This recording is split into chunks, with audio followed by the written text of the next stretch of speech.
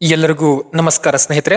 ವಿವೇಕ ನಿಧಿ YouTube ಚಾನಲ್ಗೆ ತಮ್ಮೆಲ್ಲರಿಗೂ ಕೂಡ ಆತ್ಮೀಯವಾಗಿರತಕ್ಕಂತಹ ಸ್ವಾಗತ. ಇವತ್ತಿನ ತರಗತಿಯಲ್ಲಿ ನಾವು ಕ್ರೊನಾಲಜಿ ಆಫ್ ಬ್ರಿಟಿಷ್ ಲಿಟರೇಚರ್ ಅಂದ್ರೆ ಬ್ರಿಟಿಷ್ ಸಾಹಿತ್ಯದ ಕಾಲಗಣನೆ, ಇದರ ವಿವರವಾಗಿರ್ತಕ್ಕಂತಹ ಕಾಲಾನುಕ್ರಮಣವನ್ನ, ಡಿಟೇಲ್ಡ್ ಟೈಮ್ ಲೈನ್ ಅನ್ನ ತಿಳಿಯುವಂತಹ ಸಣ್ಣ ಪ್ರಯತ್ನವನ್ನ ಮಾಡೋಣ. ಇದು ನಮ್ಮ ಕೆಸೆಟ್ ಮತ್ತೆ NET ಎಕ್ಸಾಮ್ಸ್ ಆಗಿರ್ಬೋದು, ಮತ್ತೆ ಮುಂಬರುವಂತಹ PU ಲೆಕ್ಚರರ್ ಕಾಲ್ಫಾರ್ಮ್ ಏನಿದೆ ಅದಕ್ಕೂ ಕೂಡ ತುಂಬಾ ಅಂದ್ರೆ ತುಂಬಾ ಇಂಪಾರ್ಟೆಂಟ್. ಯಾಕಂದ್ರೆ before preparing for KSET NET or PU lecturer, it is very much important for the English students to know the chronological order of the British literature. ಅಂದ್ರೆ ಆಂಗ್ಲ ಸಾಹಿತ್ಯದ ಕ್ರೊನಾಲಜಿಕಲ್ ಆರ್ಡರ್ ಅನ್ನ ನೋಡುವಂಥದ್ದು ಅತ್ಯಂತ ಅವಶ್ಯಕ. ಯಾರು ಇಂಗ್ಲಿಷ್ ಸಾಹಿತ್ಯವನ್ನ ಓದ್ತಾ ಇದ್ದಾರೆ ಮತ್ತು ಇಂಗ್ಲಿಷ್ ಪೇಪರ್ ಅನ್ನ ಯಾರು ಫೇಸ್ ಮಾಡ್ತಾ ಇದ್ದಾರೆ ಅವ್ರಿಗೆ ನೋಡುವಂಥದ್ದು ಅತ್ಯಂತ ಅವಶ್ಯಕ ಸ್ನೇಹಿತರೆ. ಹಾಗಾಗಿ ನಾವು ಬ್ರಿಟಿಷ್ ಸಾಹಿತ್ಯದಲ್ಲಿ ಅಂದ್ರೆ from the old English period ಅಂತಂದ್ರೆ ನಾವು ಆಂಗ್ಲೋ ಸ್ಯಾಕ್ಸನ್ ಪೀರಿಯಡ್ ಅಂತ ಏನ್ ಕರಿತೀವಿ, from the old English period to the post modern period ವರ್ಗೂ ಯಾವ ಪೀರಿಯಡ್ಸ್ ಬರ್ತವೆ, ಯಾವ ಏಜಸ್ ಬರ್ತವೆ, ಅದರ ಇಸ್ವಿಗಳು ಏನು, ಮತ್ತೆ ಅದು ಯಾವಾಗ ಸ್ಟಾರ್ಟ್ ಆಗುತ್ತೆ ಯಾವಾಗ ಎಂಡ್ ಆಗುತ್ತೆ ಅಂತಕ್ಕಂಥದ್ದು ಅನ್ನುವಂತಹ ಸಂಪೂರ್ಣವಾಗಿರತಕ್ಕಂತಹ ವಿವರಣೆಯನ್ನ ಇವತ್ತಿನ ಈ ಒಂದು ತರಗತಿಯಲ್ಲಿ ತಿಳಿಯುವಂತಹ ಸಣ್ಣ ಪ್ರಯತ್ನವನ್ನ ಮಾಡೋಣ. ಮೊದಲನೆಯದಾಗಿ ನಮಗೆ ಬ್ರಿಟಿಷ್ ಸಾಹಿತ್ಯವನ್ನು ಅಂದ್ರೆ chronological British literature detail time analysis ಅಂತ ನೋಡಿದ್ವಿ ನಾವು.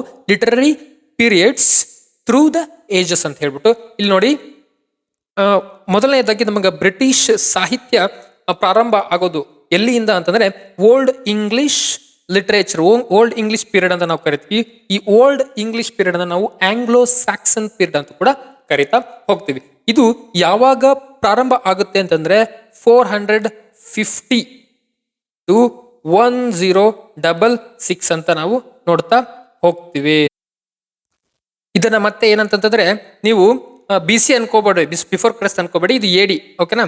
450 AD to 1000 ಇದನ್ನ ನಾವು ನಾರ್ಮನ್ ಕಾನ್ಕ್ವೆಸ್ಟ್ ಅಂತ ಹೇಳಿ ಕೂಡ ಕರಿತಾ ಹೋಗ್ತೀವಿ. ಓಕೆ, ಮೊದಲನೇದಾಗಿ ನಾವೇನ್ ನೋಡೋಣ ಅಂದ್ರೆ ಸ್ವಲ್ಪ ಇದರ ಎಲ್ಲ ಏಜಸ್ಗಳ ಸೋಶಿಯೋ ಹಿಸ್ಟೋರಿಕಲ್ ಬ್ಯಾಕ್ಗ್ರೌಂಡ್ ಅಥವಾ ಹಿಸ್ಟೋರಿಕಲ್ ಕಾಂಟೆಕ್ಸ್ಟ್ ಅನ್ನ ಸ್ವಲ್ಪ ನೋಡುವಂತ ಪ್ರಯತ್ನ. It will be very much useful to remember the ages. ಓಕೆನಾ? ಯಾವ ಏಜಸ್ ಅಲ್ಲಿ ಏನೇನಿತ್ತು ಅಂತಕ್ಕಂಥದ್ದನ್ನ ರಿಮೆಂಬರ್ ಮಾಡೋದಕ್ಕೆ it will be very much easier to us. ಓಕೆನಾ? ಹಾಗಾಗಿ ಮೊದಲನೇದಾಗಿ ನಾವು ನೋಡಿದ್ವಲ್ಲ ಓಲ್ಡ್ ಇಂಗ್ಲಿಷ್ ಪೀರಿಯಡ್, ಅಲ್ಲಿ ಏನಾಗತ್ತಪ್ಪ ಅಂದ್ರೆ ಸೋಶಿಯೋ ಹಿಸ್ಟೋರಿಕಲ್ ಕಾಂಟೆಕ್ಸ್ಟ್ ಏನಿರುತ್ತೆ ಅಂದ್ರೆ this period began with migration of the Germanic tribes Angles, Saxons and Jutes to the England following the Roman departure ಅಂತೇಳಿ. ಅಂದ್ರೆ ಸ್ನೇಹಿತರೆ, ಮೊದಲ ಬಾರಿಗೆ ನಾವು ಇಲ್ಲಿ ಸ್ವಲ್ಪ ಹಿಸ್ಟೋರಿಕಲ್ ಬ್ಯಾಕ್ ಗ್ರೌಂಡ್ ಅನ್ನ ನಿಮಗೆ ಸಪರೇಟ್ ಆಗಿ ನಾನು ಇದ್ರ ಬಗ್ಗೆ ವಿಡಿಯೋಸ್ ಮಾಡ್ತೀನಿ. ಅಂದ್ರೆ ಓಲ್ಡ್ ಇಂಗ್ಲಿಷ್ ಪೀರಿಯಡ್ ಬಗ್ಗೆ ಒಂದು ವಿಡಿಯೋ, ಮಿಡಲ್ ಇಂಗ್ಲಿಷ್ ಪೀರಿಯಡ್ ಬಗ್ಗೆ ಮತ್ತೊಂದು ವಿಡಿಯೋ, ರಿನೈಸನ್ಸ್ ಪೀರಿಯಡ್ ಬಗ್ಗೆ ಮತ್ತೊಂದು ವಿಡಿಯೋ, ಹೀಗೆ ನಾವು ಪ್ರತಿಯೊಂದು ಏಜಸ್ ಬಗ್ಗೆ ಒಂದು ಸಪರೇಟ್ ಆಗಿರ್ತಕ್ಕಂಥ ವಿಡಿಯೋಗಳನ್ನ ಮುಂಬರುವಂತಹ ದಿನಗಳಲ್ಲಿ ಹಾಕುವಂತ ಸಣ್ಣ ಪ್ರಯತ್ನ ಮಾಡ್ತೀನಿ. ಬಟ್ ಆದ್ರೆ ಇವತ್ತು ಸ್ವಲ್ಪ ಇದರ ಹಿಸ್ಟೋರಿಕಲ್ ಬ್ಯಾಕ್ ಗ್ರೌಂಡ್ ಏನಂತಂದ್ರೆ, ಫಸ್ಟ್ ಇಲ್ಲಿ ಬ್ರಿಟನ್ ನಲ್ಲಿ ಸೆಲ್ಟ್ಸ್ ಅಂತಂದೇಳಿ ಇರ್ತಾರೆ. ಏನು ಸೆಲ್ಟ್ಸ್ ಅಂತ ಹೇಳಿ ಇವರು ಮೂಲ ನಿವಾಸಿಗಳು. ಸೆಲ್ಟ್ಸ್ ಅಂತಾರೋ ಇವರು ಏನಂದ್ರೆ ಮೂಲ ನಿವಾಸಿಗಳು. ಇದರಲ್ಲಿ ಬ್ರಿಟನ್ಸ್ ಅಂತ ಅಥವಾ ಬ್ರಿಟನ್ಸ್ ಏನಪ್ಪಾ ಅಂದ್ರೆ ಬ್ರಿಟನ್ಸ್ ಅಂತೇಳಿ ಅಥವಾ ಬ್ರಿಟನ್ಸ್, ಓಕೆನಾ? ಬ್ರಿಟನ್ಸ್ ಅಂತ ಹೇಳಿ ಮತ್ತೆ ಇನ್ನೊಂದು ಟ್ರೈಬ್ ಇರುತ್ತೆ, ಅದನ್ನ ನಾವು ಗೇಲ್ಸ್ ಅಂತ ಹೇಳಿ ಕರಿತೀವಿ. ಏನಂತಂದ್ರೆ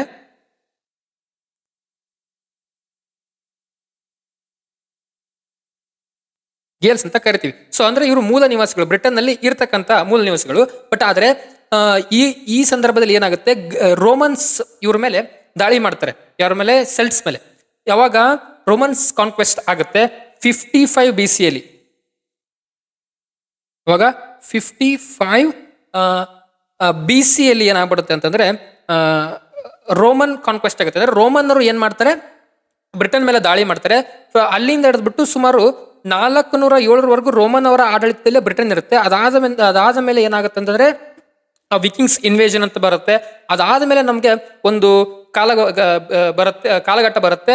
ಅದನ್ನ ನಾವು ಏನಂತ ಕರಿತೀವಿ ಅಂತಂದ್ರೆ ಇದಕ್ಕಿಂತ ಮುಂಚೆ ರೋಮನ್ ಕಾನ್ಕ್ವೆಸ್ಟ್ ಆದ್ಮೇಲೆ ಇದು ಆಂಗ್ಲೋ ಸ್ಯಾಕ್ಸನ್ಸ್ ಏನಿರ್ತಾರೆ ಇವರು ಜರ್ಮೆನಿಕ್ ಟ್ರೈಬ್ಸ್. ನಾನು ಹೇಳಿದ್ನಲ್ಲ ಜರ್ಮೆನಿಕ್ ಟ್ರೈಬ್ಸ್, ಇವರು ಜರ್ಮನ್ ನಲ್ಲಿ ಇರ್ತಾರೆ. ಇವ್ರು ಏನ್ ಮಾಡ್ತಾರೆ ಅಂತಂದ್ರೆ ಬ್ರಿಟನ್ ಮೇಲೆ ದಾಳಿಯನ್ನ ಮಾಡಿ ಬ್ರಿಟನ್ ನಲ್ಲಿ ಇರೋದಕ್ಕೆ ಸ್ಟಾರ್ಟ್ ಮಾಡ್ತಾರೆ. ಯಾರು? ಆಂಗ್ಲಸ್ ಮತ್ತೆ ಸ್ಯಾಕ್ಸನ್ಸ್. ಸೊ ಹಾಗಾಗಿನೇ ಈ ಇಂಗ್ಲೆಂಡ್ ಅಂತಕ್ಕಂಥ ಹೆಸರೇನಿದೆಲ್ಲ, ಈ ಇಂಗ್ಲೆಂಡ್ ಅಂತಕ್ಕಂಥ ಹೆಸರೇನಿದೆ ಇದು ಬಂದಿರೋದು ಈ ಆಂಗ್ಲೋ ಲ್ಯಾಂಡ್ ಇಂದ. ಓಕೆನಾ? ಈ ಆಂಗ್ಲೋ ಇಂದ ಈ ಇಂಗ್ಲೆಂಡ್ ಅಂತಕ್ಕಂಥ ಹೆಸರು ಬಂದಿರೋದು. ಸೊ ಹಾಗಾಗಿ ನೆಕ್ಸ್ಟ್ ಇಲ್ಲಿ ಏನಾಗುತ್ತೆ, ಜರ್ಮನಿಕ್ ಟ್ರೈಬ್ಸ್ ಇವ್ರು ಬಂದು ಏನ್ ಮಾಡ್ತಾರೆ, ಸೆಟಲ್ ಆಗ್ತಾರೆ after the departure of the Romans in the England. Next ಅಂದ್ಮೇಲೆ society was tribal and feudal with a strong kinship bonds ಅಂತೇಳಿ. ಅಂದ್ರೆ ಸೊಸೈಟಿಯಲ್ಲಿ ಟ್ರೈಬಲ್ಸ್ ಇರ್ತಾರೆ, ಅಂದ್ರೆ ತುಂಬಾ ಇದು ಟ್ರೈಬಲ್ಸ್ ಇರ್ತಾರೆ, ಮತ್ತೆ ಫ್ಯೂಡಲ್ ಅಂದ್ರೆ ಗೊತ್ತಲ್ಲ ಉಳಿಗಮನ್ನ ಪದ್ಧತಿ, feudal with strong kinship bonds ಅಂತ ನೋಡ್ತೀವಿ. ಅದಾದ್ಮೇಲೆ Christianity was introduced in the 7th century influencing the literature significantly. ಅಂದ್ರೆ ಕ್ರಿಶ್ಚಿಯಾನಿಟಿ 7th ಅಂದ್ರೆ 7ನೇ ಸೆಂಚುರಿಯಲ್ಲಿ ಇಂಗ್ಲಿಷ್ ಬ್ರಿಟನ್ಗೆ ಏನಾಗುತ್ತೆ, Christianity was introduced by the ಯಾರಪ್ಪ ಅಂತಂದ್ರೆ ಒಬ್ರು ಸೇಂಟ್ ಅಗಸ್ಟೈನ್ ಅಂತ ಬರ್ತಾರೆ. ಏನಂತಂದ್ರೆ ಸೇಂಟ್ ಅಗಸ್ಟೈನ್ ಅಂತ ಬರ್ತಾರೆ. ಸೇಂಟ್ ಅಗಸ್ಟೈನ್ ಅಂತ ಬರ್ತಾರೆ. ಇವರು ಕ್ರಿಶ್ಚಿಯಾನಿಟಿಯನ್ನ ಬ್ರಿಟನ್ ನಲ್ಲಿ ಏನ್ ಮಾಡ್ತಾರೆ, ಇಂಟ್ರೊಡ್ಯೂಸ್ ಮಾಡ್ತಾರೆ. ಓಕೆನಾ, ಸೇಂಟ್ ಅಗಸ್ಟೈನ್ ಅಂತಕ್ಕಂಥವ್ರು ಕ್ರಿಶ್ಚಿಯಾನಿಟಿಯನ್ನ ಬ್ರಿಟನ್ ನಲ್ಲಿ ಇಂಟ್ರೊಡ್ಯೂಸ್ ಮಾಡ್ತಾರೆ. ಅದಾದ ಮೇಲೆ ದಿಸ್ ಆಂಗ್ಲೋ ಸ್ಯಾಕ್ಸನ್ ಪೀರಿಯಡ್ ಇದೆಲ್ಲ ವಿಚ್ ವಿಲ್ ಎಂಡ್, ಓಕೆನಾ, by the Norman conquest. Norman conquest end with the Norman conquest. Norman conquest ನಿಮ್ಗೆ ಹೇಳಿದೆ ಯಾವಾಗ ಅಂತಂದ್ರೆ 1066. ಓಕೆನಾ, ಇಲ್ಲಿ ನಾರ್ಮನ್ ಕಾನ್ಕ್ವೆಸ್ಟ್ ಆಗುತ್ತೆ, ಅವಾಗ ಈ ಆಂಗ್ಲೋ ಸ್ಯಾಕ್ಸನ್ ಪೀರಿಯಡ್ ಎಂಡ್ ಆಗುತ್ತೆ. ಜಸ್ಟ್ ನೀವು ಏನ್ ರಿಮೆಂಬರ್ ಮಾಡಿದ್ರೆ ಆಂಗ್ಲೋ ಸ್ಯಾಕ್ಸನ್ ಪೀರಿಯಡ್ ಯಾವಾಗಿಂದ ಯಾವಾಗವರೆಗೂ 450 AD ಟು 1066 AD ತನಕ ಇದೆ ಅಂತ ನೆನ್ಪಿಟ್ಕೊಂಡ್ರೆ ಸಾಕು. ಮತ್ತೆ ಇನ್ನೇನು ನೆನ್ಪಿಟ್ಕೊಳ್ಳುವಂತ ಅವಶ್ಯಕತೆ ಇಲ್ಲ ಈ ವಿಡಿಯೋದಲ್ಲಿ. ನೆಕ್ಸ್ಟ್ ಬರ್ತಕ್ಕಂಥ ಸಪರೇಟ್ ವಿಡಿಯೋವನ್ನ ಮಾಡ್ತಾ ಹೋಗ್ತೀನಿ, ಅವಾಗ ನೆನ್ಪಿಟ್ಕೊಳ್ಳುವಂತೆ. ನೆಕ್ಸ್ಟ್ ಬಂದಾಗ ಇಂಪಾರ್ಟೆಂಟ್ ವರ್ಕ್ಸ್. ಓಕೆನಾ, ಇಂಪಾರ್ಟೆಂಟ್ ವರ್ಕ್ಸ್ ಅಂಡ್ ಆಥರ್ಸ್ ಇದು ಬಹಳ ಇಂಪಾರ್ಟೆಂಟ್. ಅಂದ್ರೆ ಈ ಆಂಗ್ಲೋ ಸ್ಯಾಕ್ಸನ್ ಪೀರಿಯಡ್ ಅಲ್ಲಿ ಯಾವ ಯಾವ ರೈಟರ್ಸ್ ಇದ್ರು ಅಂತ ಹೇಳಿ ಒಂದೇದ್ ಬಂದಾಗ ಇಂಪಾರ್ಟೆಂಟ್ ರೈಟಿಂಗ್ ಅಂದ್ರೆ ಬಿಒ ವುಲ್ಫ್ ಅಂತ ಹೇಳಿ. Beowulf this is the epic poem. ಓಕೆನಾ, this is the epic poem. This epic poem is cornerstone of the old English literature. It reflects both pagan heroic ideals and Christian ethics. It explores themes of heroism, loyalty and the struggle between good and evil ಅಂತೇಳಿ. ಈ ಬಿಒಎಲ್ಫ್ ಅಂತಕ್ಕಂಥ ಮೊಟ್ಟ ಮೊದಲ ಬ್ರಿಟನ್ನ ಮೊಟ್ಟ ಮೊದಲ ಏನಪ್ಪಾ ಅಂದ್ರೆ ಎಪಿಕ್ ಪೋಯಮ್ ಇದು. The first epic poem of the Britain Beowulf ಅಂತ ಹೇಳ್ಬಿಟ್ಟು ಇದು hero. Beowulf is the hero of the work epic poem. ಈ ಎಪಿಕ್ ಪೋಯಮ್ ಹೀರೋ ಆಗಿರ್ತಾರೆ. ನೆಕ್ಸ್ಟ್ ಇದ್ರ ಬಗ್ಗೆ ಡೀಟೇಲ್ಡ್ ಆಗಿರ್ತಕ್ಕಂಥ ಎಕ್ಸ್ಪ್ಲನೇಷನ್ ಅನ್ನ ಮುಂದೆ ಬರುವ ವಿಡಿಯೋಗಳಲ್ಲಿ ನೋಡೋಣ. ಓಕೆನಾ, it is very much important. Next ಬಂದಾಗ the dream of the rood ಅಂತ ಹೇಳಿ. The dream of the rood, a Christian poem that presents a vision of the crucifixion from the perspective of the cross ಅಂತ ಹೇಳ್ಬಿಟ್ಟು ಇದು ಕೂಡ ಒಂದು important work of the Anglo Saxon period. Next poetry from the Exeter book. Okay, poetry from the Exeter book. It is a collection of the poems. Okay, this compendium includes a range of elegiac and religious poems. ಹೇಳಿದ್ನಲ್ಲ, elegiac ಮತ್ತು religious poems such as the Wanderer ಮತ್ತೆ the Seafarer ಅಂತಕ್ಕಂಥ poem ಗಳನ್ನ ಹೊಂದಿದೆ. It is a collection of poems, Exeter book ಅಂತ ಹೇಳ್ಬಿಟ್ಟು. Next ಬಂದಾಗ Cadman Himan ಮತ್ತೆ Cynewulf religious poetry. Cynewulf ಅವರ religious poetry ಮತ್ತೆ Cadman ಅವರ ಕ್ಯಾಡ್ಮನ್ಸ್ ಹಿಮನ್, ಇವು ಕೂಡ important works of the Anglo Saxon period ಅಂತ ನಾವು ನೋಡ್ತಾ ಹೋಗ್ಬೋದು.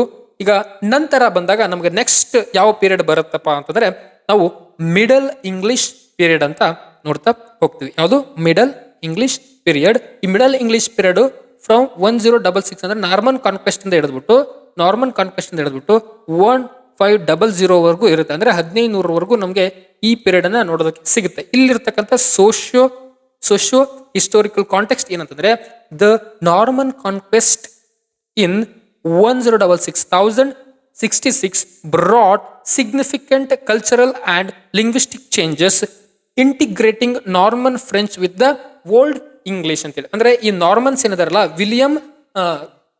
ಏನಪ್ಪಾ ಅಂದ್ರೆ ವಿಲಿಯಂ ದಿ ಕಾನ್ಕರರ್ ಅಂತ ಇರ್ತಾರೆ. ಓಕೆನಾ, ಈ the William was attacked on the England. ಓಕೆನಾ, after the attack he occupied the England. So from that to onwards ಈ ಯಾರಪ್ಪ ಅಂತಂದ್ರೆ ಈ ನಾರ್ಮನ್ಸ್ ಯಾರಂತಂದ್ರೆ they are from the French. ಓಕೆನಾ, ಫ್ರಾನ್ಸ್. ಓಕೆನಾ, ಫ್ರಾನ್ಸ್ನವರು. ಸೊ ಹಾಗಾಗಿ ಇವರು ನಾರ್ಮನ್ ಕಾನ್ಕ್ವೆಸ್ಟ್ ಅಂತಂದ್ರೆ ಫ್ರಾನ್ಸ್ನವರು ಇಂಗ್ಲೆಂಡ್ ಅನ್ನು ವಶಪಡಿಸಿಕೊಂಡಂತೆ. ಓಕೆನಾ, ಸೊ ಹಾಗಾಗಿ ದ ನಾರ್ಮನ್ ಕಾನ್ಕ್ವೆಸ್ಟ್ ಯಾವಾಗ ಅಂತಂದ್ರೆ 1066 ಅಲ್ಲಿ ಇದು ಸಿಗ್ನಿಫಿಕೆಂಟ್ ಚೇಂಜಸ್ ಅನ್ನ ತರುತ್ತೆ. ಇಲ್ಲಂದ್ರೆ ಅವರ ಲಿಂಗ್ವಿಸ್ಟಿಕ್ ಚೇಂಜಸ್ ಆಗುತ್ತೆ. ಮತ್ತೆ integrating the Norman French with the old English. Norman French with the old English ಇದನ್ನ ನಾವು ನೋಡ್ತಾ ಹೋಗ್ತೇವೆ. ನೆಕ್ಸ್ಟ್ ಬಂದಾಗ the period saw the growth of feudalism and chivalry with the church holding considerable influence over the culture and the education ಅಂತಂದ್ರೆ this period ಏನಂತಪ್ಪ ಅಂದ್ರೆ feudalism ಅಥವಾ ಉಳಿಗಮನ್ನ ಪದ್ಧತಿಯಲ್ಲಿ, ಮತ್ತೆ ಶಿವಿಲ್ರಿ ರೊಮ್ಯಾನ್ಸ್ ಅಂತಂದ್ರೆ ಈ ಸೋಲ್ಜರ್ಸ್ ಬಗ್ಗೆ ಹೇಳ್ತಕ್ಕಂಥ ಕಾದಂಬರಿ, ಅಥವಾ ಶಿವಿಲ್ರಿ ಅಂತಂದ್ರೆ ಈ ಯುದ್ಧಗಳ ಬಗ್ಗೆ ಮತ್ತೆ ಹೀರೋಗಳ ಬಗ್ಗೆ ಅಂದ್ರೆ ಯುದ್ಧದಲ್ಲಿ ಹೋರಾಡುವಂತ ಸೋಲ್ಜರ್ಸ್ ಬಗ್ಗೆ ಹೇಳುವಂಥದ್ದು. With church holding considerable influence over the culture and education, ಚರ್ಚ್ನ ಹಿಡಿತ ಎಜುಕೇಶನ್ ಮತ್ತೆ ಕಲ್ಚರ್ ಮೇಲೆ, ಅದರ ಬಗ್ಗೆ ಈ ಒಂದು ಸಂದರ್ಭದಲ್ಲಿ ನಾವು ನೋಡ್ತೀವಿ. Next the black death. ಓಕೆನಾ, ದ ಬ್ಲಾಕ್ ಡೆತ್ ಯಾವಾಗ ಆಗತ್ತೆ ಅಂದ್ರೆ ಬ್ಲಾಕ್ ಡೆತ್ ಬಿಬೋನಿಕ್ ಪ್ಲೇಗ್ ಅಂತ ಹೇಳಿ ಕರಿತೀವಿ ನಾವು ಇದನ್ನ. 1347ರಿಂದ 1351 ಕಾಲಘಟ್ಟದಲ್ಲಿ ಈ ಬ್ಲಾಕ್ ಡೆತ್ ಆಗುತ್ತೆ. ಅಂಡ್ ದ ಪೀಸೆಂಟ್ಸ್ ರೆವಲ್ಯೂಷನ್ ಅಂದ್ರೆ 1381ರಲ್ಲಿ ಪೀಸೆಂಟ್ಸ್ ಅಂತಂದ್ರೆ ಈ ರೈತರು ಏನ್ ಮಾಡ್ತಾರೆ, ಹೋರಾಟಕ್ಕೆ ಇಳಿತಾರೆ. ಆ ಹೋರಾಟವು ಕೂಡ ಈ ಸಂದರ್ಭದಲ್ಲಿ ನೋಡಕ್ ಸಿಗುತ್ತೆ. ಸಿಗ್ನಿಫಿಕೆಂಟ್ಲಿ ಇಂಪ್ಯಾಕ್ಟೆಡ್ ದ ಸೊಸೈಟಿ, ಆ ಸಂದರ್ಭ ಆ ಸೊಸೈಟಿಯನ್ನ ಇವೆಲ್ಲವೂ ಏನ್ ಮಾಡೋದು, ಸಿಗ್ನಿಫಿಕೆಂಟ್ಲಿ ಇಂಪ್ಯಾಕ್ಟೆಡ್ ಅಂತ ನಾವು ನೋಡ್ತೀವಿ. ಇದರಲ್ಲಿ ಜಸ್ಟ್ ನೀವು ಏನಂದ್ರೆ ಏನು ಗೊತ್ತಿಲ್ಲ ಅಂದ್ರೂ ಜಸ್ಟ್ ನೀವೇನಂದ್ರೆ ಮಿಡಲ್ ಇಂಗ್ಲಿಷ್ ಪೀರಿಯಡ್ ಯಾವಾಗ ಸ್ಟಾರ್ಟ್ ಆಯ್ತು, 1066 ಇಂದ 1500 ಇಷ್ಟು ಗೊತ್ತಿದ್ರೆ ಸಾಕು. ಮುಂಬರುವ ವಿಡಿಯೋಗಳಲ್ಲಿ ಬೇರೆ ಬೇರೆ ಎಕ್ಸ್ಪ್ಲನೇಷನ್ ನೋಡ್ತಾ ಹೋಗೋಣವಂತೆ. ನೆಕ್ಸ್ಟ್ ಬಂದಾಗ ಇಂಪಾರ್ಟೆಂಟ್ ವರ್ಕ್ಸ್ ಅಂಡ್ ಆಥರ್ಸ್ ಅಂತ ಹೇಳಿ, ಇಂಪಾರ್ಟೆಂಟ್ ವರ್ಕ್ಸ್ ಅಂಡ್ ಆಥರ್ಸ್ ಅಂತ ಹೇಳ್ಬಿಟ್ಟು ಇಲ್ಲಿ ಬರ್ತಕ್ಕಂಥ ಇಂಪಾರ್ಟೆಂಟ್ ರೈಟರ್ ಯಾರು ಅಂತಂದ್ರೆ ನಿಮ್ಗೆಲ್ಲರಿಗೂ ಗೊತ್ತಿರಬಹುದು, ಹೆಸರು ಕೇಳಿರಬಹುದು, Geoffrey Chaucer. His important work the Canterbury Tales. The Canterbury Tales revolutionary for its use of Middle English and its portrayal of a diverse cross section of medieval society. It combined satire, humor and social community. ಓಕೆನಾ, ಈ Canterbury tiles ಅನ್ನೋದು ಅದ್ಭುತವಾಗಿರ್ತಕ್ಕಂಥದ್ದು. Jafri Chaucer ಇದ್ರದ್ದು ಬಗ್ಗೆ ಒಂದು separate ಆಗಿನೇ video ಮಾಡ್ಬೇಕು. ಯಾಕಂದ್ರೆ it is a pilgrimage, ಅಂದ್ರೆ ಪಿಲಿಗ್ರಿಮೇಜ್ಗೆ ಹೋಗ್ತಿರ್ತಾರೆ ಎಲ್ಲರೂ ಕೂಡ. ಒಂದು ಶ್ರೈನ್ ಆಫ್ ಥಾಮಸ್ ಬೆಕೆಟ್ ಅಂತ, ಥಾಮಸ್ ಬೆಕೆಟ್ ಅವರ ಒಂದು ಸಮಾಧಿ ಇರುತ್ತೆ.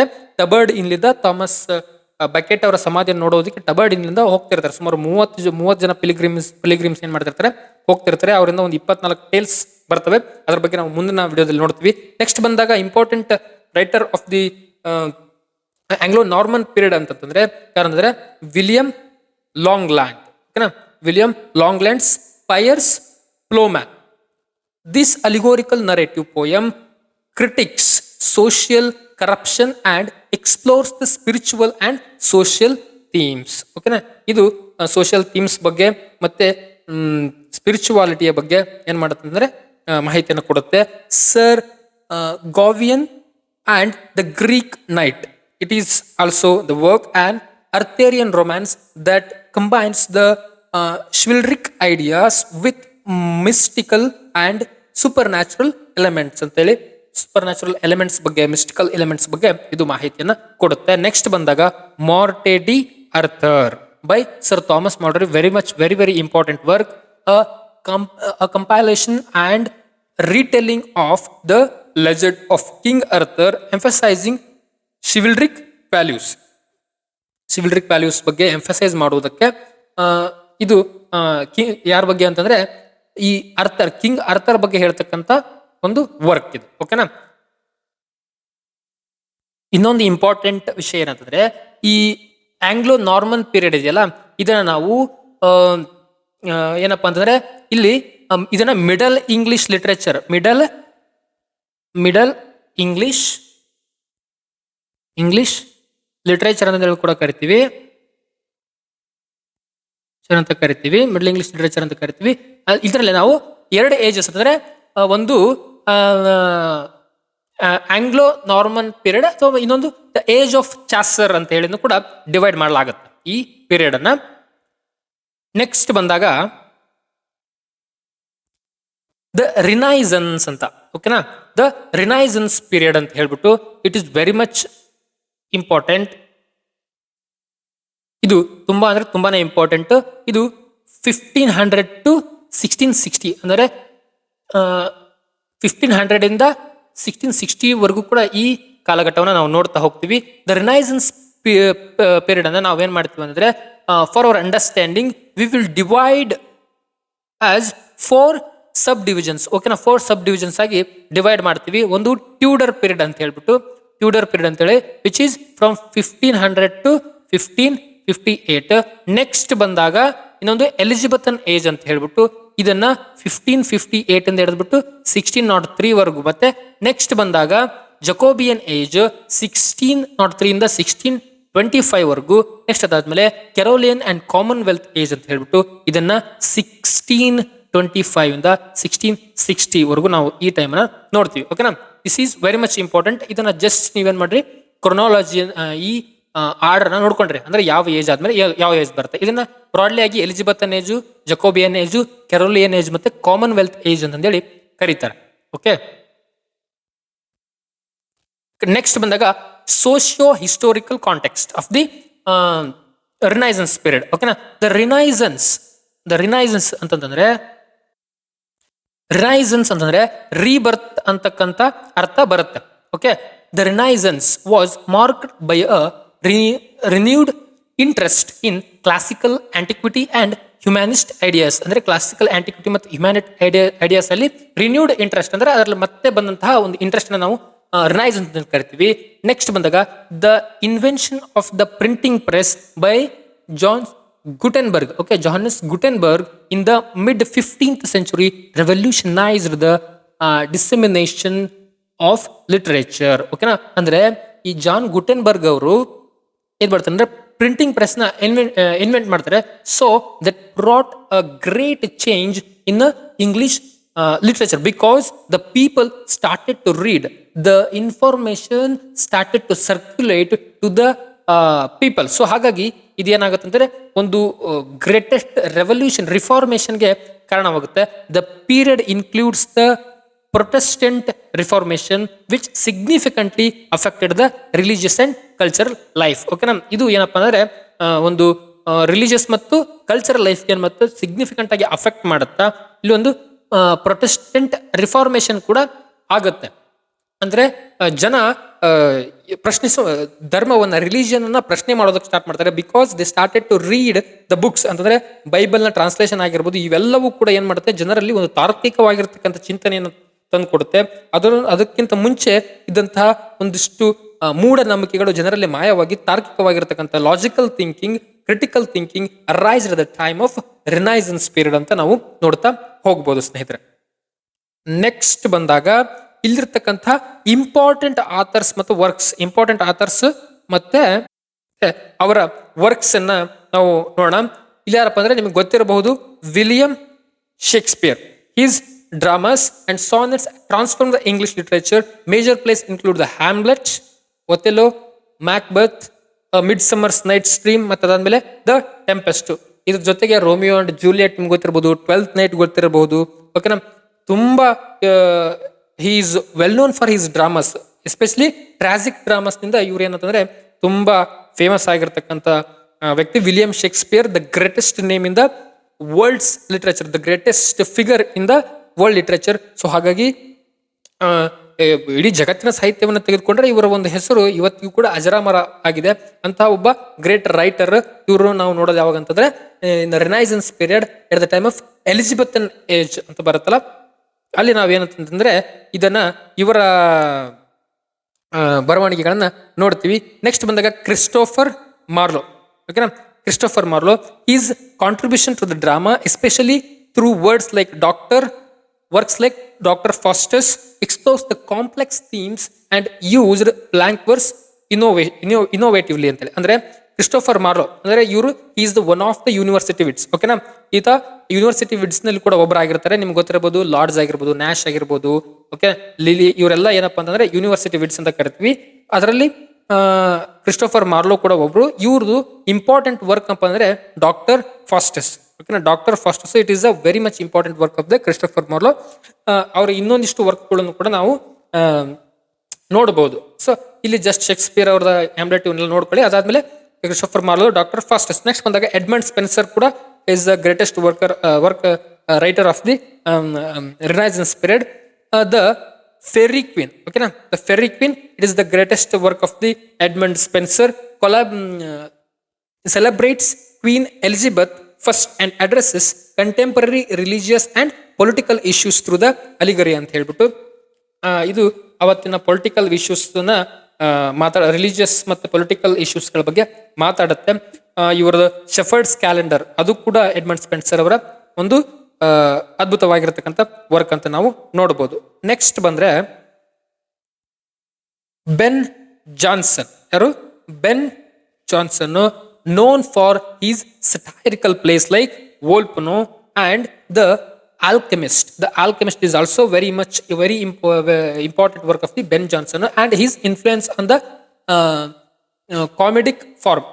Comedic form, comedy of humors, comedy out of humors ಅಂತ ಹೇಳಿದ್ರೆ ಇವರು ಇನ್ನೊಂದೆರಡು ವರ್ಕ್ ಇದಾವೆ. ಓಕೆನಾ? Comedy of humours, the Alchemist, Volpone ಇವೆಲ್ಲ ಬೆನ್ ಜಾನ್ಸನ್.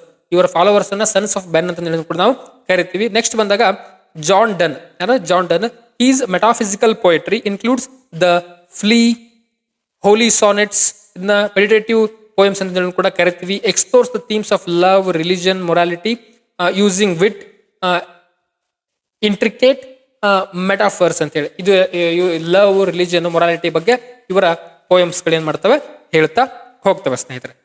ನೆಕ್ಸ್ಟ್ ಬರ್ತಕ್ಕಂಥ ಏಜ್ ಯಾವುದು ಅಂತ ಬಂದಾಗ ದ ನಿಯೋ ಕ್ಲಾಸಿಕಲ್ ಪೀರಿಯಡ್. ಏನಪ್ಪ ಅಂದ್ರೆ ದ ನಿಯೋ ಕ್ಲಾಸಿಕಲ್ ಪೀರಿಯಡ್. ಇದು ಯಾವಾಗಿದ್ದ ಅಂದ್ರೆ 1660 ಇಂದ ಹಿಡಿದ್ಬಿಟ್ಟು 1798 ವರೆಗೂ ನಾವೇನ್ ನೋಡ್ತೀವಿ, ಯಾವ ಏಜ್ ಅನ್ನು ನೋಡ್ತೀವಿ, ನಿಯೋ ಕ್ಲಾಸಿಕಲ್ ಪೀರಿಯಡ್ ಅನ್ನ ನೋಡ್ತಾ ಹೋಗ್ತೀವಿ. ಓಕೆ, ಇದರ ಸೋಶಿಯೋ ಹಿಸ್ಟಾರಿಕಲ್ ಕಾಂಟೆಕ್ಸ್ಟ್ ಏನಿತ್ತಪ್ಪ, ನಿಯೋ ಕ್ಲಾಸಿಕಲ್ ಏಜ್ ಅಲ್ಲಿ ಏನಾಗ್ತಿತ್ತು ಅಂತಂದ್ರೆ the restoration of the monarchy. ಅಂದ್ರೆ ನಿಮ್ಗೆ ಗೊತ್ತಿರಬಹುದು ಕಾಮನ್ವೆಲ್ತ್ ಗವರ್ಮೆಂಟ್ ಅಂತ ಹೇಳಿದ್ನಲ್ಲ ನಾನು, ರಿನೈಸನ್ಸ್ ಪೀರಿಯಡ್ ಅಲ್ಲಿ ಈ ಎಲಿಜಬೆಥನ್ ಏಜು, ಜಕೋಬಿಯನ್ ಏಜು, ಕೆರೋಲಿಯನ್ ಏಜು, ಅದಾದ್ಮೇಲೆ ಬರ್ತಕ್ಕಂಥ ಕಾಮನ್ವೆಲ್ತ್ ಅಂತಂದ್ರೆ ಇಂಟರಾಗ್ನಮ್ ಅಂತ ಹೇಳಿ ನಾವು ಕರಿತೀವಿ. ಅಂದ್ರೆ ಮೊನಾರ್ಕಿ ಅಥವಾ ಪ್ರಭುತ್ವವನ್ನ ವಿರೋಧಿಸಿ ಆಲಿವರ್ ಕ್ರೋಮ್ವೆಲ್ ಅವ್ರು ಏನ್ ಮಾಡಿರ್ತಾರೆ ಅಂತಂದ್ರೆ ಇಂಗ್ಲೆಂಡ್ ನ ಅಧಿಕಾರವನ್ನು ವಹಿಸ್ಕೊಂಡಿರ್ತಾರೆ. ಅಲ್ಲಿ ಕಾಮನ್ವೆಲ್ತ್ ಗವರ್ಮೆಂಟ್ ಅಧಿಕಾರಕ್ಕೆ ಬಂದಿರುತ್ತೆ. ಬಟ್ ಅದಾದ್ಮೇಲೆ ಏನಾಗುತ್ತೆ ಅಂತಂದ್ರೆ ಇನ್ ದ ಇಯರ್ ಆಫ್ 1660 1660 ಏನಾಗುತ್ತೆ ಅಂತಂದ್ರೆ ಮತ್ತೆ ಏನಾಗುತ್ತೆ, ಮತ್ತೆ ರಿಟರ್ನ್ ಆಗಿ the restoration of the monarchy ಆಗುತ್ತೆ. The restoration of the monarchy in the year of 1660 mark the end of the Puritan rule. ಅವ್ರನ್ನ ಪ್ಯೂರಿಟನ್ಸ್ ಅಂತ ಕರಿತಿರ್ತಾರೆ. ಓಕೆನಾ, ಪ್ಯೂರಿಟನ್ಸ್ ಅಂತ ಹೇಳಿ ಕರಿತಿರ್ತಾರೆ. The end of the Puritan rule ಆಗುತ್ತೆ ನಿಯೋ ಕ್ಲಾಸಿಕಲ್ ಪೀರಿಯಡ್ ಅಲ್ಲಿ. ಅದಾದ್ಮೇಲೆ and return to classical ideas in literature and arts. Okay na? Next bandaga the enlightenment with its emphasis on the reason, empiricism and the scientific inquiry deeply influenced this era. ಅಂದ್ರೆ ಇದು ಬಹಳ important. ಅಂದ್ರೆ ಇದಿಷ್ಟು ಹೇಳಿದ್ನಲ್ಲ, ಅಂದ್ರೆ reason, empiricism ಮತ್ತೆ scientific inquiry ಮತ್ತೆ deeply influenced this era. ಅಂದ್ರೆ ಈ ನಿಯೋ ಕ್ಲಾಸಿಕಲ್ ಪೀರಿಯಡ್ ಅಲ್ಲಿ ಏನ್ ಮಾಡ್ತಾರೆ ಅಂತಂದ್ರೆ ಈ ರಿನೈಸನ್ಸ್ ಪೀರಿಯಡ್ ಅಲ್ಲಿ ಏನಾಗುತ್ತೆ, ಈ ಪ್ರಿಂಟಿಂಗ್ ಪ್ರೆಸ್ ಬಂದ ಕಾರಣ, ಪ್ರಿಂಟಿಂಗ್ ಪ್ರೆಸ್ ಏನಾಗುತ್ತೆ ಗುಟೆನ್ಬರ್ಗರ್ ಅವರು ಇಂಟ್ರೊಡ್ಯೂಸ್ ಮಾಡೋದ್ರಿಂದ ಜನರಿಗೆ ತುಂಬಾ ಓದುವುದಕ್ಕೆ, ಅಂದ್ರೆ information, the availability of the information increases, so that create the empirical thinking, that creates the scientific enquiry in the minds of the people. So ಹಾಗಾಗಿ ಅವ್ರು ಏನ್ ಮಾಡ್ತಾರೆ, ಈ ನಿಯೋ ಕ್ಲಾಸಿಕಲ್ ಏಜ್ ಅಲ್ಲಿ ಬರ್ತಕ್ಕಂಥ ರೈಟರ್ಸ್ ಏನಂತಂದ್ರೆ ರೀಸನ್ಗೆ ಒತ್ತು ಕೊಡ್ತಾರೆ, ಎಂಪಾರಿಸಿಸಮ್ಗೆ ಒತ್ತು ಕೊಡ್ತಾರೆ, ಮತ್ತೆ ಸೈಂಟಿಫಿಕ್ ಎನ್ಕ್ವೈರಿಗೆ ಒತ್ತು ಕೊಡ್ತಾರೆ. ಮತ್ತೆ ಅವ್ರು ಏನ್ ಮಾಡ್ತಾರೆ ಅಂತಂದ್ರೆ ತಾರ್ಕಿಕವಾಗಿರ್ತಕ್ಕಂಥ ಆಲೋಚನೆಗಳೊಂದಿಗೆ ಬರೆಯೋದಕ್ಕೆ ಬರೀತಾರೆ. ಹಾಗಾಗಿ ದ ಎನ್ಲೈಟನ್ಮೆಂಟ್ ಥಿಂಕರ್ಸ್ ಅಂತಂದೇಳಿನೇ ಕರೀತಾರೆ. ಎನ್ಲೈಟ್ಮೆಂಟ್ ಥಿಂಕರ್ಸ್ ಅಂತಾನೆ ಈ ಏಜ್ ಅಲ್ಲಿ ಬರ್ತಕ್ಕಂಥ ರೈಟರ್ಸ್ ನ ಕರೀತಾರೆ.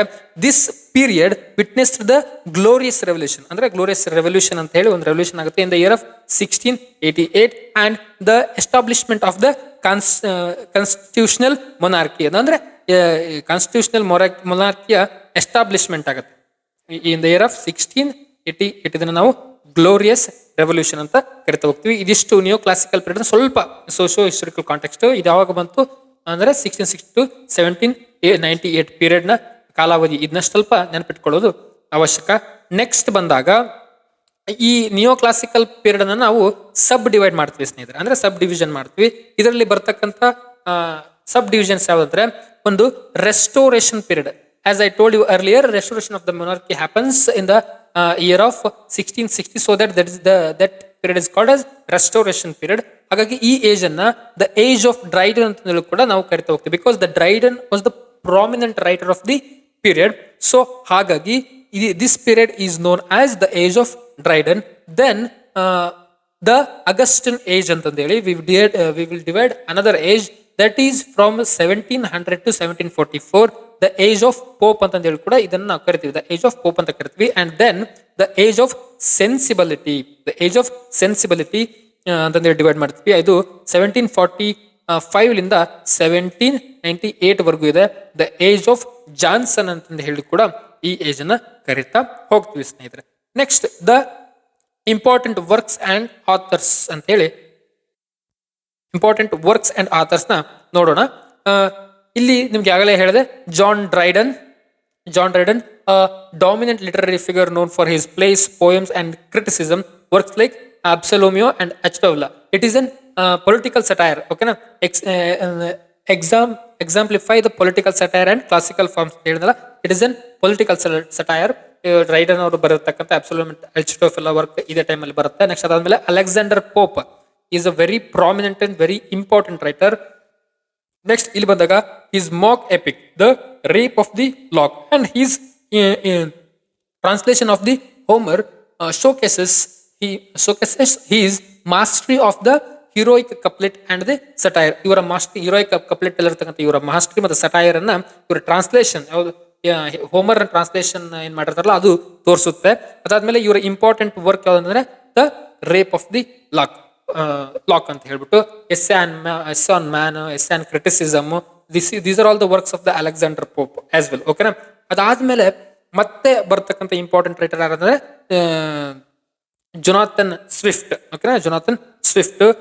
ಹೀಸ್ ಸಟೈರಿಕಲ್ ಪ್ರೋಸ್ ಯಾವ್ದಂತಂದ್ರೆ ಗಲಿವರ್ಸ್ ಟ್ರಾವೆಲ್, ಯಾವುದು Gulliver's travel and modest proposal, critic the human nature and contemporary society ಅಂತ ಹೇಳ್ಬಿಟ್ಟು ಇವಿಷ್ಟು some of the important works of the neo classical period ಅಂತ ಹೇಳ್ಬಿಟ್ಟು. ಮತ್ತೆ ಇನ್ನೊಂದಿಷ್ಟು ರೈಟರ್ಸ್ ಯಾರು ಅಂತಂದ್ರೆ ನೆಕ್ಸ್ಟ್ ಬರೋದು ಸ್ಯಾಮುಯಲ್ ಜಾನ್ಸನ್ ಅಂತ ಹೇಳ್ಬಿಟ್ಟು.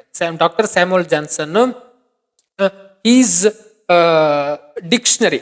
ಓಕೆನಾ, his dictionary of the English language was a monumental contribution to the English lexicography.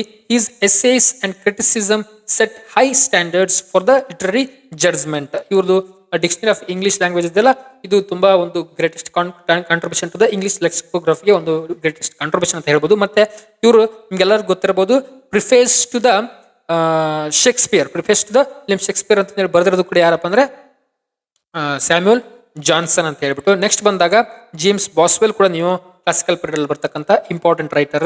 He's biography the life of Samuel Johnson is considered one of the greatest biographies in English literature ಅಂತ ನಾವು ನೋಡ್ತಾ ಹೋಗ್ತೀವಿ. Next ಬಂದಾಗ next ಯಾವ period ಬರುತ್ತೆ ಅಂತಂದ್ರೆ the romantic period. ಓಕೆನಾ, the romantic period which was from 1798 ಇಂದ 1837 ವರೆಗೂ. ಸ್ನೇಹಿತರೆ, ಈ ಜಸ್ಟ್ ಏಜ್ ಅನ್ನ ನೆನಪಿಟ್ಕೊಳ್ಳಿ ಸಾಕು. ಇಲ್ಲಿ ಏನಾಗುತ್ತೆ ಅಂದ್ರೆ ಸೋಷಿಯಲ್ ಅಂಡ್ ಹಿಸ್ಟೋರಿಕಲ್ ಕಾಂಟೆಕ್ಸ್ಟ್ ಏನಂತಂದ್ರೆ the industrial revolution brought the profound social and economical changes leading to the urbanisation and loss of rural life style. ಅಂದ್ರೆ ಇಂಡಸ್ಟ್ರಿಯಲ್ ರೆವಲ್ಯೂಷನ್ ಇನ್ ಇಂಗ್ಲೆಂಡ್ ಅಲ್ಲಿ ಆಗುತ್ತಲ್ಲ ಅದು ಸೊಸೈಟಿಯಲ್ಲಿ ಮತ್ತು ಎಕನಾಮಿಕಲ್ ಇದರಲ್ಲಿ ತುಂಬಾ ಗ್ರೇಟೆಸ್ಟ್ ಚೇಂಜಸ್ ಅನ್ನು ತಂದು ಕೊಡುತ್ತೆ. ಲೀಡಿಂಗ್ ಟು ದ ಅರ್ಬನೈಸೇಷನ್ ಅಂದ್ರೆ ನಗರೀಕರಣಕ್ಕೆ ದಾರಿ ಮಾಡಿಕೊಡುತ್ತೆ. And loss of the rural life style ಅಂದ್ರೆ ಒಂದು ಗ್ರಾಮೀಣ ಜೀವನ ಏನಾಗುತ್ತೆ ಅಂದ್ರೆ ಕಡಿಮೆ ಆಗ್ತಾ ಹೋಗುತ್ತೆ. The lot of the people, the half of the people started to move towards the urban cities. So ಹಾಗಾಗಿ ಸಿಟೀಸ್ ಕಡೆ ಜನ ಹೋಗೋದಕ್ಕೆ ಸ್ಟಾರ್ಟ್ ಮಾಡ್ತಾರೆ. So that they started to write on the nature, back to the nature. ಎಲ್ಲರೂ nature ಕಡೆ ಬರ್ರಿ, nature ನ ಬಿಟ್ಟು ಬದುಕೋದು ಬೇಡ ಅಂತ ಹೇಳಿ ನೇಚರ್ ಬಗ್ಗೆನೇ ಬರೆದಿರೋದೇ ರೊಮ್ಯಾಂಟಿಸಿಸಮ್ ಅಂತ ನಾವು ನೋಡ್ತಾ ಹೋಗ್ತೀವಿ. ಇದು ನೋಡಿ ನೆಕ್ಸ್ಟ್ ಬರೋದು the reaction against the enlightenment focus on the reason. The romantics emphasized the emotion, nature and industrialization. ಅಂದ್ರೆ ನಾವು ನಿಯೋ ಕ್ಲಾಸಿಕಲ್ ಪೀರಿಯಡ್ ಅಲ್ಲಿ the writers mainly focused on the reason. ಓಕೆನಾ, they focused on the empiricism, reason and scientific thinking ಗೆ ತುಂಬಾ importance ಕೊಟ್ಟರು. ಮತ್ತೆ ಆ ಟೈಮಲ್ಲಿ ಇಂಡಸ್ಟ್ರಿಯಲ್ ರೆವಲ್ಯೂಷನ್ ಕೂಡ ಏನಾಗುತ್ತೆ ಅಂತಂದ್ರೆ ಇಂಡಸ್ಟ್ರಿಯಲ್ ರೆವಲ್ಯೂಷನ್ ಕೂಡ ಅದು ಕಾರಣ ಆಗುತ್ತೆ. ಬಟ್ ಆದ್ರೆ ರೊಮ್ಯಾಂಟಿಕ್ ಪೀರಿಯಡ್ ರೈಟರ್ಸ್ ಏನ್ ಮಾಡ್ತಾರೆ ಅಂತಂದ್ರೆ they gave more importance, more focus on the emotion, nature and individualism. ಅಂದ್ರೆ ಈ ರೊಮ್ಯಾಂಟಿಕ್ ಪೀರಿಯಡ್ ಇರ್ತಕ್ಕಂಥ ಎಲ್ಲ ರೈಟರ್ಸ್ ಏನ್ ಮಾಡ್ತಾರೆ ಅಂದ್ರೆ ನೇಚರ್ ಬಗ್ಗೆ ಹೆಚ್ಚು ಫೋಕಸ್ ಮಾಡೋದಕ್ಕೆ ಮತ್ತೆ ನೇಚರ್ನನ್ನೇ ಕುರಿತು ಬರೆಯೋದಕ್ಕೆ ಸ್ಟಾರ್ಟ್ ಮಾಡ್ತಾರೆ. ಹಾಗಾಗಿ ನಿಯೋ ಕ್ಲಾಸಿಕಲ್ ರೈಟಿಂಗಿಗೂ ಮತ್ತು ರೊಮ್ಯಾಂಟಿಕ್ ರೈಟಿಂಗ್ ನಡುವೆ there is a lot of difference ಇದೆ. ಓಕೆನಾ. ನೆಕ್ಸ್ಟ್ ಬಂದಾಗ the French revolution influence the romantic ideas of the liberty, equality and fraternity. ಇದೇ ಟೈಮಲ್ಲಿ ನಮ್ಗೆ ಏನಾಗುತ್ತೆ ಅಂದ್ರೆ ಫ್ರೆಂಚ್ ರೆವಲ್ಯೂಷನ್ ಕೂಡ ನಾವು ನೋಡೋದಕ್ಕೆ ಸಿಗುತ್ತೆ. ಅಂದ್ರೆ ನಮಗೆ ಫ್ರೆಂಚ್ ರೆವಲ್ಯೂಷನ್ 1789ರಿಂದ ಹಿಡಿದ್ಬಿಟ್ಟು 99ವರೆಗೂ 1799ವರೆಗೂ ನಾವು ಫ್ರೆಂಚ್ ರೆವಲ್ಯೂಷನ್ ಟೈಮ್ನ ನೋಡೋದಕ್ಕೆ ಸಿಗುತ್ತೆ. ಅದಾದ್ಮೇಲೆ ಅಮೆರಿಕನ್ ರೆವಲ್ಯೂಷನ್ ಯಾವಾಗಪ್ಪ ಅಂದ್ರೆ 1775 83ವರೆಗೆ. ಮತ್ತು ನೆಕ್ಸ್ಟ್ ನೆಪೋಲಿಯನ್ ವಾರ್ಸ್ ಎಲ್ಲ ಆಗ್ತವೆ ಇನ್ನು 1815 ಒಳಗೆ. ಇವೆಲ್ಲವೂ ಕೂಡ ಇದೇ ಟೈಮಲ್ಲೇ ಆಗತ್ತವೆ. ಯಾವಾಗ? ಎಟ್ the time of romantic period. So ಇವೆಲ್ಲವೂ ಕೂಡ ಗ್ರೇಟ್ ಇನ್ಫ್ಲುಯೆನ್ಸ್ ಅನ್ನ ಬೀರ್ತಾ ಹೋಗ್ತವೆ ರೊಮ್ಯಾಂಟಿಕ್ ರೈಟರ್ಸ್ ಮೇಲೆ. ಸೊ ಈ ಟೈಮಲ್ಲಿ ಬರ್ತಕ್ಕಂಥ ಇಂಪಾರ್ಟೆಂಟ್ ನೊಟೇಬಲ್ ರೈಟರ್ಸ್ ಯಾರಪ್ಪ ಅಂತ ನೋಡ್ತಾ ಹೋದಾಗ ಒಂದನೇದು William Wordsworth. Okay, William Wordsworth ಮತ್ತೆ ಸ್ಯಾಮ್ಯುಯಲ್ ಟೇಲರ್ ಕೋಲ್ರಿಡ್ಜ್ ಅಂತ ಹೇಳ್ಬಿಟ್ಟು ಇವ್ರು ಬರತಕ್ಕಂಥ ಲಿರಿಕಲ್ ಬ್ಯಾಲೆಡ್ಸ್ ಯಾವಾಗ ಅಂತಂದ್ರೆ 1798 ಅಲ್ಲಿ. ಓಕೆನಾ. 1798 introduced the romantic poetry's emphasis on the personal emotion and natural world and the lives of the ordinary people. ಇವರ ವರ್ಕ್ನ ಮೂಲ ಫೋಕಸ್ ಏನಂದ್ರೆ ಆರ್ಡಿನರಿ ಲೈಫು, ನೇಚರ್ ಆಗಿರುತ್ತೆ. ಸೊ ಹಾಗಾಗಿ ಈ ಹಿಂದೆ ಬರೆದಿರ್ತಕ್ಕಂಥ ನಿಯೋ ಕ್ಲಾಸಿಕಲ್ ರೈಟರ್ಸ್ ಏನಿದ್ರು ಅವರ ಬರವಣಿಗೆ ಗಿಂತ ಇವರ ಬರವಣಿಗೆ ತುಂಬಾ ಡಿಫ್ರೆಂಟ್ ಆಗಿರುವುದರಿಂದ ಈ ಲಿರಿಕಲ್ ಬ್ಯಾಲೆಡ್ಸ್ ಏನಾಗುತ್ತೆ ಅಂದ್ರೆ ರೊಮ್ಯಾಂಟಿಕ್ ಪೀರಿಯಡ್ಗೆ ಒಂದು ಬುನಾದಿಯನ್ನ ಹಾಕೊಡುತ್ತೆ. ಅದಾದ್ಮೇಲೆ ನೆಕ್ಸ್ಟ್ ಬರ್ತಕ್ಕಂಥ ರೈಟರ್ಸ್ ಯಾರಪ್ಪ ರೊಮ್ಯಾಂಟಿಕ್ ಪೀರಿಯಡ್ ಅಂದ್ರೆ ಲಾರ್ಡ್ ಬೈರನ್ ಇದ್ದಾರೆ. ಲಾರ್ಡ್ ಬೈರನ್ ಇವ್ರದ್ದು ಚೈಲ್ಡ್ ಹೆರಾಲ್ಡ್ಸ್ ಪಿಲಿಗ್ರಿಮೇಜ್ ಅಂತ ಹೇಳ್ಬಿಟ್ಟು ಇದು and Don Juan establish the archetype of the Byronic hero. ಅಂದ್ರೆ a complex, rebellious and darkly romantic figure. ಅಂದ್ರೆ ಈ ಬೈರನ್ ಅವರು ತಾವು ಕ್ರಿಯೇಟ್ ಮಾಡಿರ್ತಕ್ಕಂಥ hero, the one who the character which was created by the Lord Byron. ಅದನ್ನ ನಾವು Byronic hero ಅಂತ ಹೇಳ್ತೀವಿ. ಹೆಂಗಿರುತ್ತೆ ಅಂದ್ರೆ complex, rebellious, darkly romantic figure, ಆ ಗುಣಗಳನ್ನು ಹೊಂದಿರತಕ್ಕಂಥ ಹೀರೋ ಆಗಿರುತ್ತೆ. ಅವ್ರು ಬರತಕ್ಕಂಥ ಇಂಪಾರ್ಟೆಂಟ್ ವರ್ಕ್ಸ್ ಇವು. ನೆಕ್ಸ್ಟ್ ಬಂದಾಗ ಪಾರ್ಸಿ ಬಿ ಶೆಲ್ಲಿ ಅಥವಾ ಪಿ ಬಿ ಶೆಲ್ಲಿ ಅಂತ ಕರಿತೀವಿ. ಪಾರ್ಸಿ ಬಿಶ್ ಶೆಲ್ಲಿ ಅಂತ ಕರಿತೀವಿ. His ode to the west wind. ಓಕೆನಾ.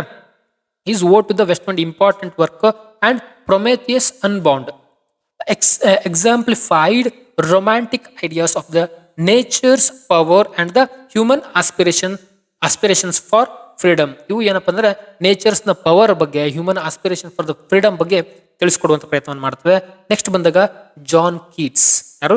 John Keats, known for his rich imagery and the sensuous appeal in poems like Ode to the Nightingale. Ode to the Nightingale is a very important work of the John Keats. And then ಬಂದಾಗ Ode on a Grecian Earth, ಇದು ಕೂಡ important work of the John Keats ಅನ್ನ ನೋಡ್ತಾ ಹೋಗ್ತೀವಿ. Next ಬಂದಾಗ P B Shelley ಅವರು ಬರತಕ್ಕಂಥ Frankenstein is a often regarded as the first scientific fiction ಅಥವಾ ಸೈನ್ಸ್ ಫಿಕ್ಷನ್ ಅಂತ ಕರಿತೀವಿ. Science fiction novel exploring the consequences of unrestrained scientific ambition. ಅಂದ್ರೆ ಸೈಂಟಿಫಿಕ್ ಅಂಬಿಷನ್ ಇಂದ ಏನೇನು ಪರಿಣಾಮ ಬೀರುತ್ತೆ ಅನ್ನೋದನ್ನ ಇದರಲ್ಲಿ ಬರೀತಾರೆ ಫ್ರಾಂಕನ್ಸ್ಟೈನ್ ಅಲ್ಲಿ. ಇದು first sci fi novel, scientific novel ಅಂತ ನಾವು ನೋಡ್ತೇವೆ. ಇವೆಲ್ಲ notable works of the romantic period ಅಂತ ನೋಡ್ತಾ ಹೋಗ್ತೀವಿ. ನೆಕ್ಸ್ಟ್ ಬಂದಾಗ ದ ವಿಕ್ಟೋರಿಯನ್ ಪೀರಿಯಡ್. ಓಕೆನಾ. ವಿಕ್ಟೋರಿಯನ್ ಪೀರಿಯಡ್ 1837 to 1901 ಅಂತಂದೇಳಿ. ಓಕೆನಾ. ಇಲ್ಲಿ ಏನಂತಂದ್ರೆ ಆಫ್ಟರ್ ದ ಎಲಿಜಬೆತ್ ಸೆಕೆಂಡ್ ಏನಿದಾರಲ್ಲ ಅವ್ರ ನಂತರ Queen Victoria, it is the second longest reign in the English literature ಅಂತ ನೋಡ್ಬೋದು. ಅಂದ್ರೆ ಇಂಗ್ಲಿಷ್ ಬ್ರಿಟನ್ನ ಒಂದು ಆಡಳಿತದಲ್ಲಿ in administration of the Britain ನಾವು ಕ್ವೀನ್ ಎಲಿಜಬೆತ್ ಅನ್ನ ಹೊರತುಪಡಿಸಿದ್ರೆ ನೆಕ್ಸ್ಟ್ ಲಾಂಗೆಸ್ಟ್ ರೈನ್ ಅಥವಾ ತುಂಬಾ ದೀರ್ಘವಾಗಿರ್ತಕ್ಕಂಥ ಆಳ್ವಿಕೆ ಇರೋದು ಯಾರಪ್ಪ ಅಂದ್ರೆ ಕ್ವೀನ್ ವಿಕ್ಟೋರಿಯಾ ಅಂತ ಹೇಳ್ತೀವಿ.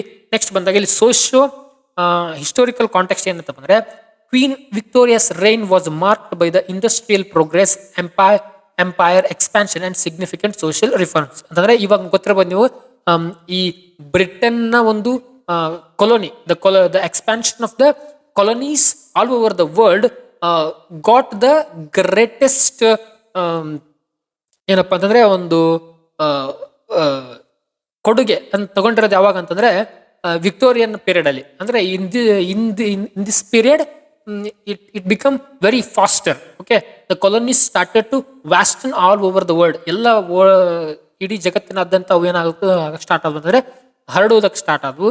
ನೆಕ್ಸ್ಟ್ ಬಂದಾಗ Victorian literature often mirrored the period's complexities, addressing the social issues such as class disparity, gender roles, and the scientific adventures. ಇಲ್ಲಿರ್ತಕ್ಕಂಥ ಲಿಟ್ರೇಚರ್ ಏನಂತಂದ್ರೆ ಯಾವಾಗಲೂ ಕೂಡ ಏನಂತಂದ್ರೆ ಯಾವುದನ್ನ ತೋರಿಸ್ತಿದ್ವು ಅಂತಂದ್ರೆ ಸೋಷಿಯಲ್ ಇಶ್ಯೂಸ್ ಬಗ್ಗೆ ಹೇಳ್ತಿದ್ವು, ಕ್ಲಾಸ್ ಡಿಸ್ಪ್ಯಾರಿಟಿಯ ಬಗ್ಗೆ, ಜೆಂಡರ್ ರೋಲ್ಸ್ ಬಗ್ಗೆ, ಮತ್ತೆ ಸೈಂಟಿಫಿಕ್ ಅಡ್ವಾನ್ಸ್ಮೆಂಟ್ ಬಗ್ಗೆ ಇಲ್ಲಿರ್ತಕ್ಕಂಥ ಲಿಟ್ರೇಚರ್ ಮಾತಾಡ್ತಾ ಇತ್ತು. ನೆಕ್ಸ್ಟ್ ಬಂದಾಗ the great exhibition in the year of 1851 symbolise the industrial and imperial achievements. ಅಂದ್ರೆ ಇಲ್ಲಿ ಒಂದು ಗ್ರೇಟ್ ಎಕ್ಸಿಬಿಷನ್ ಅಂತೆಲ್ಲ ಆಗುತ್ತೆ ಅಂದ್ರೆ ಇನ್ ದ ಇಯರ್ ಆಫ್ 1851 ಅಲ್ಲಿ ಈ ಇಂಡಸ್ಟ್ರಿಯಲ್ ಡೆವಲಪ್ಮೆಂಟ್ ಬಗ್ಗೆ ಏನೇನು ಅಚೀವ್ಮೆಂಟ್ಸ್ ಅನ್ನ ನಾವು ಮಾಡಿದೀವಿ ಅಂತ ಹೇಳಿ ಆ ಎಕ್ಸಿಬಿಷನ್ ಅಲ್ಲಿ ದ ಗ್ರೇಟೆಸ್ಟ್ ಇನ್ವೆನ್ಷನ್ ಅನ್ನ ಏನ್ ಮಾಡ್ತಾರೆ ಎಕ್ಸಿಬಿಷನ್ ಅಲ್ಲಿ ಎಕ್ಸಿಬಿಷನ್ ಮಾಡೋದಕ್ಕೆ ಇಡ್ತಾರೆ. ನೆಕ್ಸ್ಟ್ ಬಂದಾಗ ನೋಟೇಬಲ್ ವರ್ಕ್ಸ್. ಓಕೆನಾ, notable works of the Victorian period ಅಂತ ಬಂದ್ರೆ ಒಂದು ಚಾರ್ಲ್ಸ್ ಡಿಕಿನ್ಸ್. ಓಕೆನಾ, Charles Dickens his novels such as Oliver Twist, ನಿಮ್ಗೆ ಗೊತ್ತಿರಬಹುದು Oliver Twist, Bleak House and Great Expectations combined social criticism with vivid character portraits. Dickens highlighted social injustices and human compassion. ಈ Oliver Twist ಮತ್ತು Bleak House ಏನಿದಾವಲ್ಲ ಮತ್ತೆ Great expectations ಇವೆಲ್ಲ ಏನಪ್ಪಾ ಅಂದ್ರೆ social criticism ಆಗಿರ್ತವೆ. ಅಂದ್ರೆ ಇಲ್ಲಿ ಯಾವ ತರ ಸೊಸೈಟಿಯಲ್ಲಿ ಈ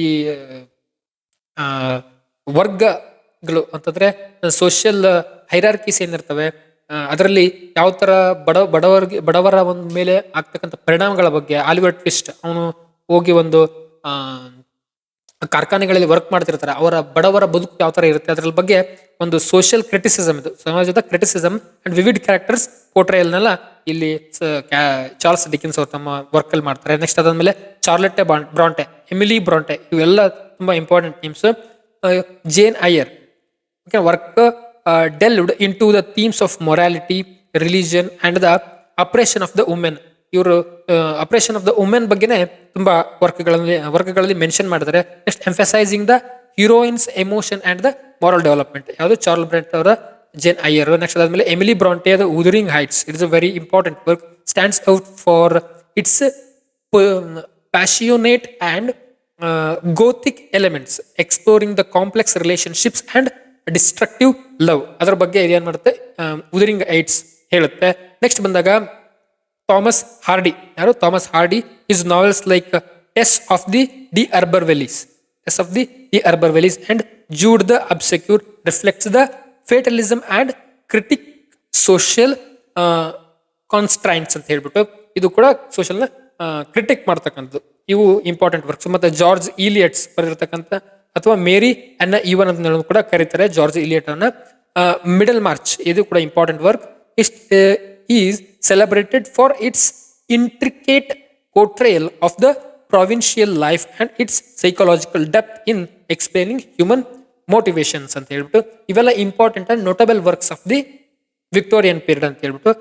ನೆಕ್ಸ್ಟ್ ಬಂದಾಗ ವಿಕ್ಟೋರಿಯನ್ ಪೀರಿಯಡ್ ಆದ್ಮೇಲೆ ನೆಕ್ಸ್ಟ್ ಬಂದಾಗ ಯಾವ್ದಪ್ಪ ಅಂದ್ರೆ ಮಾಡರ್ನ್ ಪೀರಿಯಡ್ ಅಂತ ನೋಡ್ತೀವಿ ಸ್ನೇಹಿತರೆ. ಮಾಡರ್ನ್ ಪೀರಿಯಡ್ ಅಂತ ನೋಡ್ತೀವಿ. ಈ ಮಾಡರ್ನ್ ಪೀರಿಯಡ್ ಯಾವಾಗಿದ್ದು ಅಂದ್ರೆ 1901 1945 ವರೆಗೂ ನಾವು ನೋಡ್ತೀವಿ. ಇಲ್ಲಿ ಏನಪ್ಪಾ ಸೋಷಿಯಲ್ ಹಿಸ್ಟೋರಿಕಲ್ ಕಾಂಟೆಕ್ಸ್ಟ್ ಏನಪ್ಪಾ ಅಂದ್ರೆ the early 20th century was characterised by the rapid social changes, world war I and II and the consequent disillusionment. ನಿಮ್ಗೆಲ್ಲ ಗೊತ್ತಿರಬಹುದು ವರ್ಲ್ಡ್ ವಾರ್ ಒನ್ ಆಗಿದ್ದು ಯಾವಾಗಪ್ಪ ಅಂತಂದ್ರೆ 1914 1918 ವರೆಗೂ ವರ್ಲ್ಡ್ ವಾರ್. ಓಕೆನಾ, 1980 ವರೆಗೂ ವರ್ಲ್ಡ್ ವಾರ್ I ಆಗುತ್ತೆ. ಅದಾದ್ಮೇಲೆ ವರ್ಲ್ಡ್ ವಾರ್ ಟು ಯಾವಾಗಪ್ಪ ಅಂತಂದ್ರೆ 1939 ಹಿಡಿದ್ಬಿಟ್ಟು 1945 ವರೆಗೂ ವರ್ಲ್ಡ್ ವಾರ್ II. ಸೊ ಇವು ಏನಪ್ಪ ಅಂದ್ರೆ ತುಂಬಾ ಗ್ರೇಟೆಸ್ಟ್ ಇನ್ಫ್ಲುಯೆನ್ಸ್ ಅಂದಿ ಮಾಡರ್ನ್ ಲಿಟ್ರೇಚರ್ ಮೇಲೆ ತುಂಬಾ ಇನ್ಫ್ಲುಯೆನ್ಸ್ ಬೀಳುತ್ತೆ.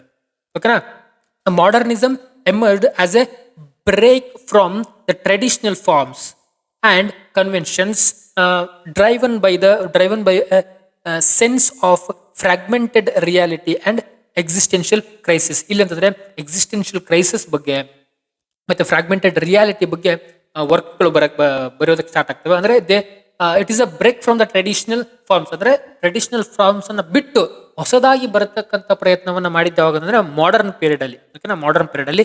ನೆಕ್ಸ್ಟ್ ಬಂದಾಗ advance in psychology, particularly fruits theories influenced the modernist exploration of the human mind. ಈ ಸಿಗ್ಮಂಡ್ ಫ್ರೂಡ್ ಅವರು ಬರೆದಿರ್ತಕ್ಕಂಥ ಸೈಕಾಲಜಿಕಲ್ ಥಿಯರಿ ಏನಿರಲ್ಲ ಅವು ತುಂಬಾ ಇನ್ಫ್ಲುಯೆನ್ಸ್ ಬೀರುತ್ತೆ. ಆದ್ರೆ ಯಾವ ಪೀರಿಯಡ್ ಮೇಲೆ? ಮಾಡರ್ನ್ ಪೀರಿಯಡ್ ಅಲ್ಲಿ ಅದರ ಹ್ಯೂಮನ್ ಮೈಂಡ್ ಬಗ್ಗೆ ತುಂಬಾ ಎಕ್ಸ್ಪ್ಲೋರೇಷನ್ ಎಲ್ಲ ಆಗೋದಕ್ಕೆ ಸ್ಟಾರ್ಟ್ ಆಗುತ್ತೆ. ಯಾವಾಗ? It the time of modern period. Next ಈ ಸಂದರ್ಭದಲ್ಲಿ ಬಂದಂತಹ ಇಂಪಾರ್ಟೆಂಟ್ ವರ್ಕ್ಸ್, ನೋಟೇಬಲ್ ವರ್ಕ್ಸ್ ಯಾವಪ್ಪ ಅಂತ ನೋಡ್ತಾ ಹೋದಾಗ ನೋಟೇಬಲ್ ವರ್ಕ್ಸ್ ಯಾವ ಅಂತಂದ್ರೆ ಜೇಮ್ಸ್ ಜಾಯ್ಸ್ ಬರೆದಿರತಕ್ಕಂತಹ Ulysses. Okay, Ulysses revolutionised the narrative form with its stream of consciousness technique and deep psychological insight.